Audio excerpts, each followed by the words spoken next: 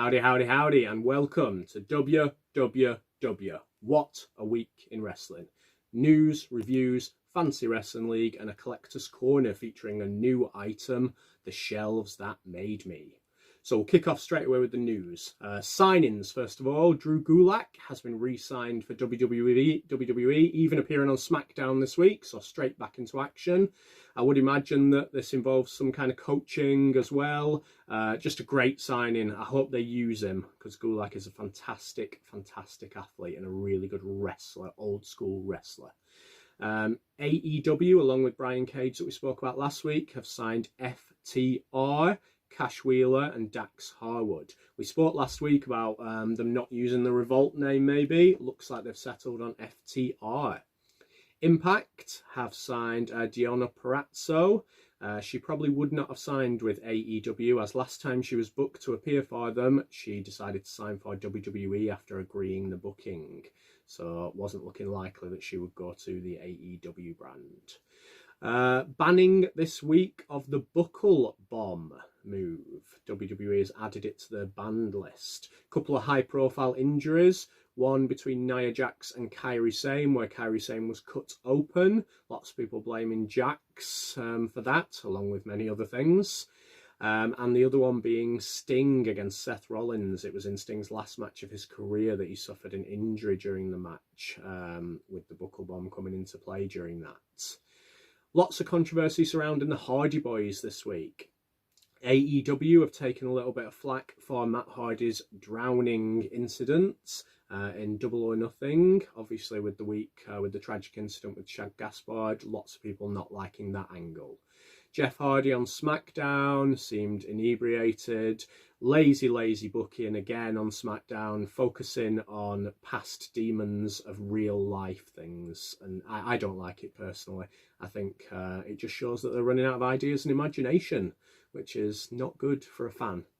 Let's kick off straight away with the results. Raw crowned a new champion straight away as Apollo Crews became the new United States champion. I hope this is the beginning of something for Apollo Crews, because he proved on the Indies what a great wrestler with a brilliant moveset he was. Unfortunately, if you're just a WWE fan, you probably think he's pretty rubbish, to be honest, because that's how they've portrayed him. With even when he's been on a little bit of a hot streak, it's tended to be really short matches where he doesn't get to show his potential. Hopefully he's not just a transitional champion. Hopefully we can see something good from him. Theory and Murphy with a nice little tag team win. Maybe a little bit of a hint towards a new member of Seth Rollins' The Messiah stable. Nia Jax got a win to qualify for a match with Asuka for the Raw Women's Championship. Angel Garza picked up a nice win, still making Kevin Owens look strong because he attacked him before the bell. Street Profits won the final match against MVP and Lashley, mainly to set up a little bit more important the Drew McIntyre-Lashley feud at Backlash. An interesting Raw, first one for quite a while, where Drew McIntyre or Aleister Black didn't pick up a win this week. NXT, Drake Maverick qualified for the final of the Cruiserweight Interim Championship tournament. Love this tournament. Short matches, but full of quality from all the wrestlers involved from the very first round to now. This ending of the match didn't make any sense, though, because Kushida had Atlas in his finisher, which also involved his leg being over him. Drake Maverick then came and got on top of Jake Atlas and pinned him, but Kushida's leg was also over him. So that, to me, that made no sense whatsoever. I could see what they were trying to do, but it didn't work. Wins for Johnny Gargano, for Raquel Gonzalez, maybe setting up a bit of a Dakota Kai feud with Tegan Nox again. And Tommaso Ciampa setting up his match with Killer Cross, or Karrion Kross, should I say. Chelsea Green and Charlotte got a victory over Io Shirai and Rhea Ripley, building up that triple threat match. Chelsea Green decided to then fire Robert Stone from the Stone brand. I don't know what that'll mean for Robert Stone. Will he become a wrestler? Will he get a new set of wrestlers to manage? Or do they have other plans for Chelsea Green? We'll wait and see. And in the final match, Timothy Thatcher defeated Matt Riddle in a brutal cage match, which has proven to be Matt Riddle's swan song as he is off to SmackDown. His promo has come out. Let's lead on to SmackDown. Kicked off with Elias getting taken out of the Intercontinental title tournament by Jeff Hardy in the vehicle. Not going to talk anymore about that, didn't like it. But it all then scheduled around who was going to be in the final against AJ Styles. Sheamus won a battle royal to then take on Daniel Bryan. Daniel Bryan came out victorious, which, like we said for the past couple of weeks, leads to a Daniel Bryan AJ Styles final. Wins for Sasha Banks, first one in a while, and Shorty G, and a draw between Lacey Evans and Sonya Deville, so that feud can continue. AEW kicked off straight away with Matt Hardy and the Young Bucks getting a good win. In came Butcher and the Blade, we've not seen them for a while. And then out came FTR to fend off the villains, making their debut. Cody has issued an open challenge for the TNT Championship. I love open challenges. It always leads to a bit of expectation, a bit of looking forward to who's going to challenge for it. I prefer that than it getting announced a week in advance. Wins for Brian Cage and Hikaru Shida, capitalising on their Double or Nothing victories. Jimmy Havoc and Kip Sabian with a victory. I think they're getting built up a little bit now as a nice tag team. They work really well together, two completely contrasting characters, but working really well together. Interesting to see Ali in the crowd, seemingly not as the bunny. And she didn't come out with Butcher and the Blade either. So has she turned back to Ali? We'll wait and find out. The main events or Battle Royal where Jungle Boy won. He lost at AEW to MJF, so a bit of interest in Jungle Boy. Obviously, they're building him up to be the next big little thing. He is really good. And he won the Battle Royal, so he will be the next person to challenge, or he'll be one of the next people to challenge Cody for his TNT Championship. Okay, so this builds up to pay-per-views, so let's see how the pay-per-views are looking. Backlash, Edge versus Orton in the greatest wrestling match ever. Boring. Drew McIntyre against Bobby Lashley for the WWE Championship.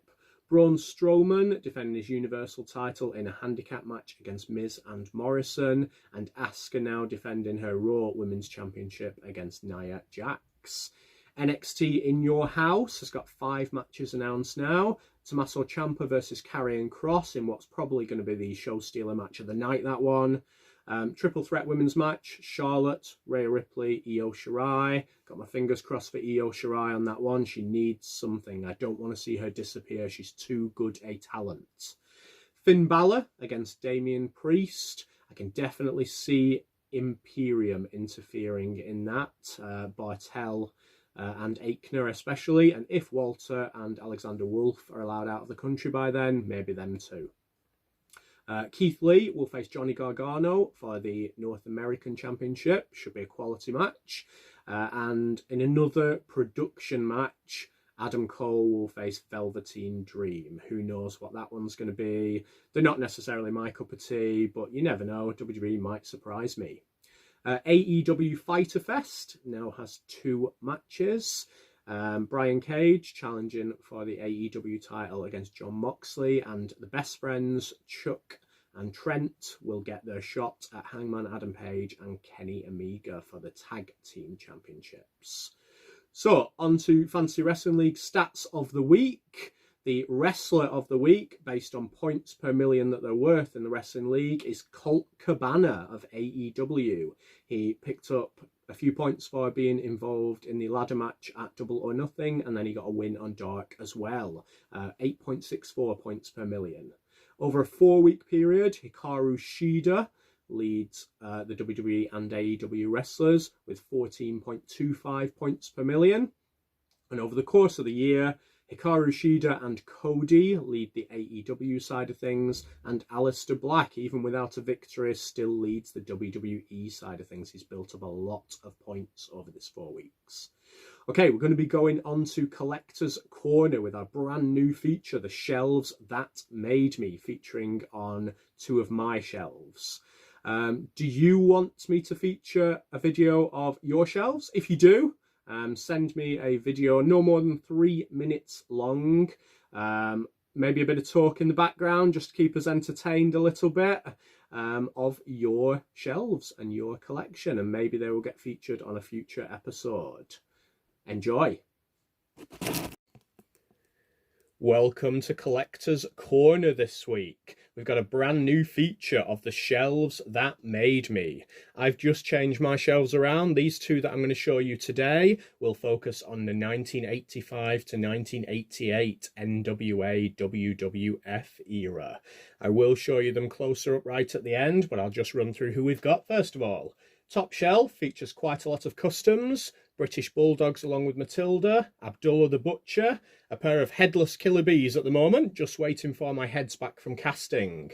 The Koloffs, Ivan and Nikita, Shaska Watley, One Man Gang. And then the Mattel Elites, we've got Honky Tonk Man, IC title and guitar. We've got the late great Howard Finkel and Mean Gene Okerlund. We got Hulk Hogan at the front, Ric Flair representing the NWA at the time, Wendy Richter, a couple of different giants, Andre the Giant and Giant Machine, and then the deadly trio in the middle of Sensational Sherry, Macho Man and Miss Elizabeth. Moving on to shelf number 2, we've got Tully Blanchard, which is the Mattel Elite with the Jack's robe. We've got an early Hercules when he came with the gladiator gear. That's a custom. Got the Iron Sheik, Magnum TA, a custom Butch Reed and Bret the Hitman Hart from that era. Midnight Express, we've got Bobby Eaton, Stan Lane and Dennis Condrey. King Kong Bundy from the Matty Elite series. Early Dusty Rhodes from the Hall of Fame ring. Danny Davis Build-A-Figure. The really rare Harley Race figure, some custom Rock and Roll Express, some of my favourite customs, those ones, from TSM Customs, Vince McMahon, and the early Road Warriors. Let's have a quick close-up look just to get you to see the back rows.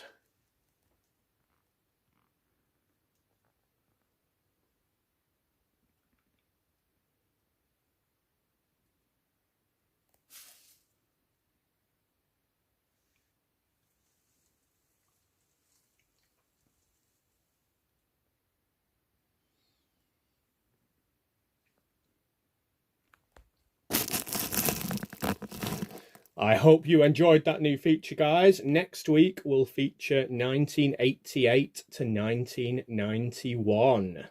This has been WWW What a Week in Wrestling. See you next week.